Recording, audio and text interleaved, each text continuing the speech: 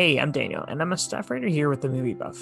You're either watching or listening to an episode of The Movie Buff at Tribeca, where I was able to chat with co-writer and director Mickey Reece, as well as actress and producer Molly C. Quinn for their film Agnes. Agnes is this horror drama that starts with the rumors of demonic possession at a religious convent. This prompts a church investigation into the strange happenings at the convent, as a disaffected priest and a priest in training are confronted with temptation, bloodshed, and the crisis of faith. The film had its online world premiere last night, June 12th, and is now available to stream on Tribeca at home through June 23rd. More info is below, and let's get right into the interview. All right, so I'm here with director and co-writer Mickey Reece and actress and producer Molly C. Quinn for Agnes. How's it going, guys? Loving it, killing the game, having a great time. All right, Yeah, good. this is so fun. Awesome. So Molly, I figured I'd start with you. I was just wondering what was the research process like going into playing a nun? Right. Well, when I'm preparing a character, I start a journal for them. And I use what's in the script, but I also try to think outside the box, like what came first. So as I'm writing that, I'm really trying to find like the nugget that everything starts from, right? Like the motivating factor, the thing that drives them, or what they're running away from, whatever the biggest emotional connection is. And for me, it was the untimely loss of Mary's son, and how that really drove her into hiding and drove her into grief, and into the convent, not so much to worship God, but to create like a cocoon around herself where she could just contemplate her life before and contemplate her son. Yes, so I spent a lot of time with friends who had children that I could play with, and just create those sense memories with them, and reading like What to Expect When You're Expecting. Like that was actually like my Bible.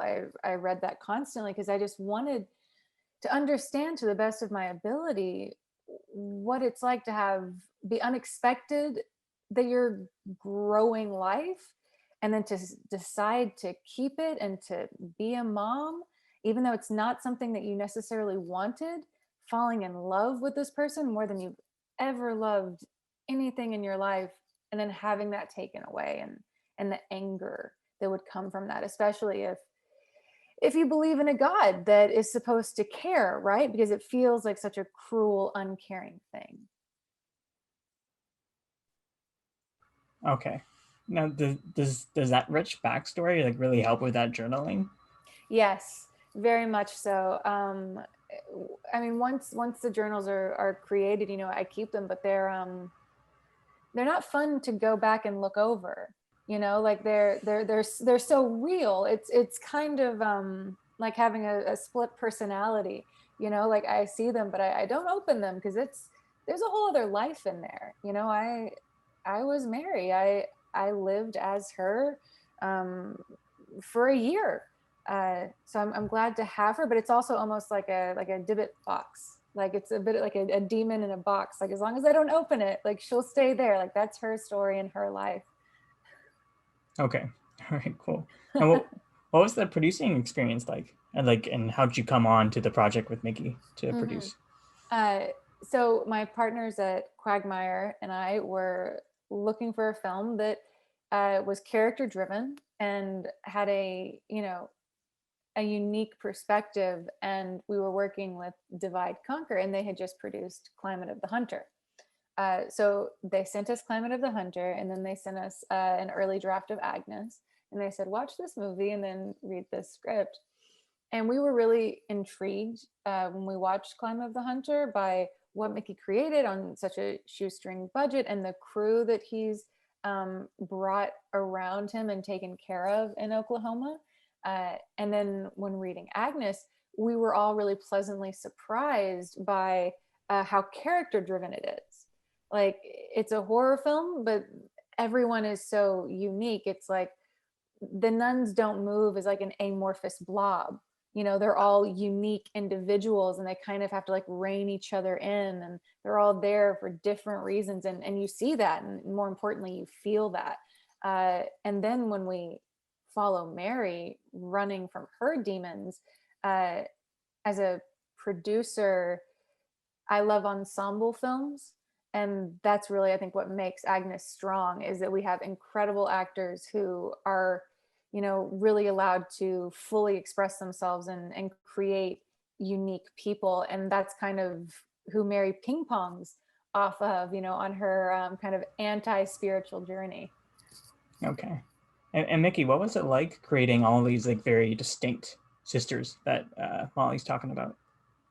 Well, it was I definitely was fascinated with the imagery of having a blocking a bunch of nuns together, and so with the visual aspect in mind, like taking into consideration, like when writing the characters, it was there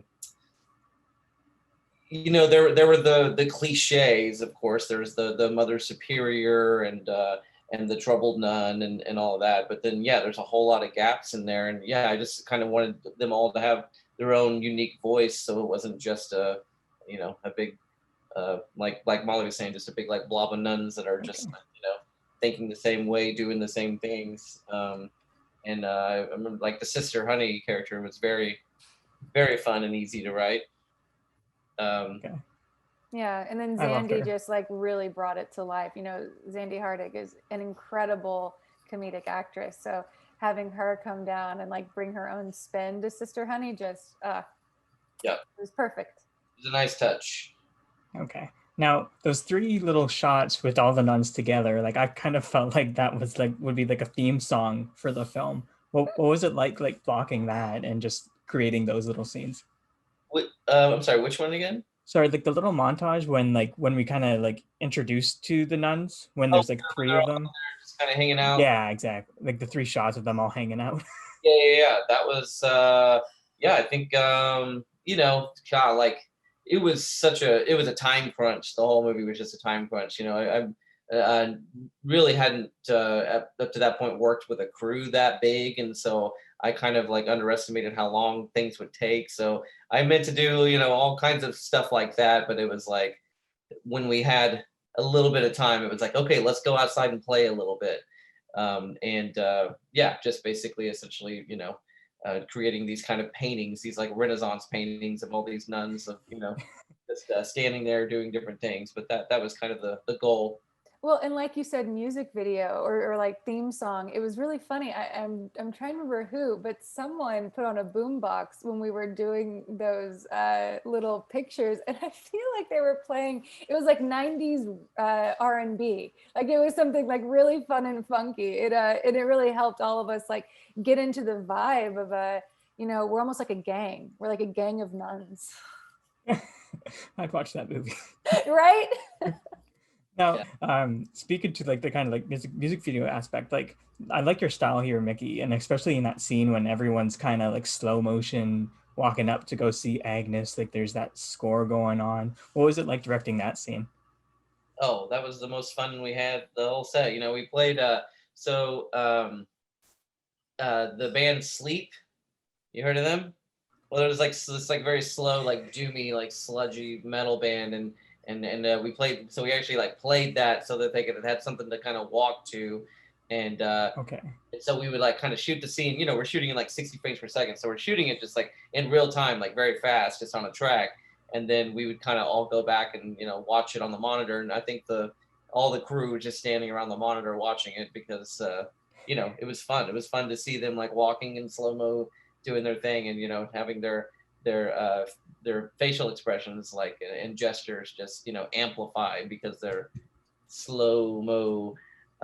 So yeah, that was a blast. That was all like a lot of camaraderie there, like everybody just having a really fun good time like watching that stuff. Okay. Now, I remember from Climate of the Hunter that I liked the wheelchair in that film. So for that scene, did you use the wheelchair to pan a little bit, your little trademark wheelchair? The wheelchair is in the movie. It With is Agnes, right? it's the same wheelchair I've used since I was a child, essentially. Um, and so the same wheelchair that is thrown off of the bridge in Climate 100 is the wheelchair that Agnes is in. It didn't break. We've tried. It won't break. But no, that was we actually had tracks for that stuff this time. So that helped a lot too. That's something that Quagmire wanted to do with Mickey, because we saw what he could do with Climate with very limited resources, and we thought, what if we gave him a couple more tools and a few different actors, like blending in the amazing actors from Oklahoma, like Ben Hall, and then just bringing in like Sean Gunn and Chris Sullivan and getting him a dolly track. And look what he can do. You get this man a dolly track and he does great. Awesome. What was it like working on that level, Mickey, with just all the extra tools like Molly's talking about? Easy. Just a breeze. Just so much easier. You got people running around, doing things for you. I remember actually being, speaking of tracks, I remember actually being up. I don't remember what, I remember the night, I just don't remember exactly what scene we were shooting, but we were upstairs in that giant house, which is, 3 stories. And we're up there at the top shooting something. And then I remember being like, then I knew we were going to shoot that scene with all the nuns, and they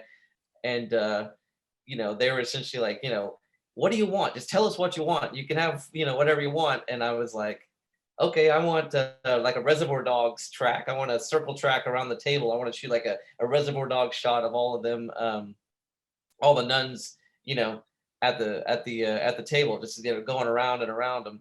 And then I got downstairs, and it was just, lo and behold, boom, this track that just circled the whole table, and I was just like, oh, this is gonna be ridiculous. Like, you guys gave me too much power here.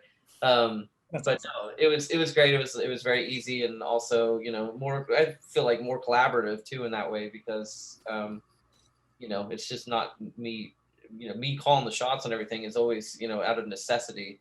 In this one, it was, kind of like, a joint collaboration, no bosses, no egos, but we're all just like there to create. All right, that's awesome. And bringing Mary Buss and Ben Hall, your regulars here, what was that like for them working at the bigger level too? Oh, I have never seen Mary so happy. And Ben, Ben's great, whatever, you throw him, you shoot him with a cell phone or whatever, he's still going to perform, and just, okay. You know what I mean? But it was really great to kind of like use everyone again. Ginger from Climate is in it too, or just getting to use everybody, and then getting them, getting to see them work with other actors that were potentially strangers, but also they kind of helped. They helped me a lot, because then the actors that weren't familiar with me, or with Oklahoma, like coming in, they kind of like, made them feel more welcome, I guess.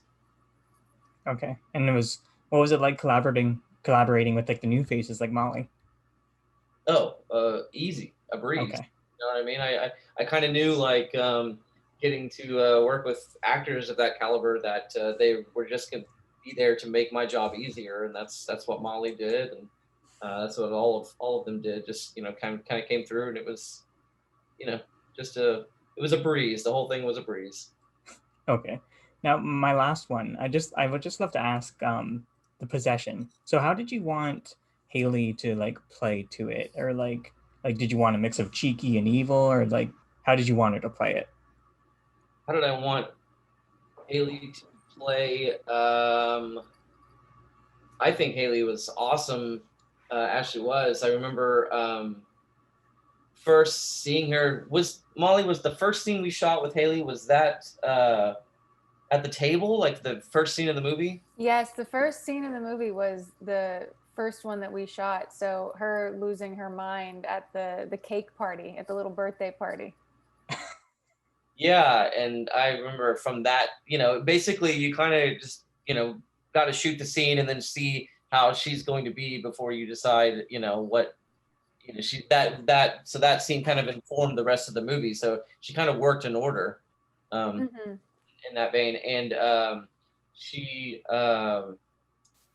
was so awesome in that scene, and just like so like cranked to 11, that I realized at that point, like, if anything we're gonna do, if anything we're gonna take it down or we're gonna bring it up, like, you know what I mean. It was kind of like she was very easy to work with, because she could kind of give you whatever you wanted.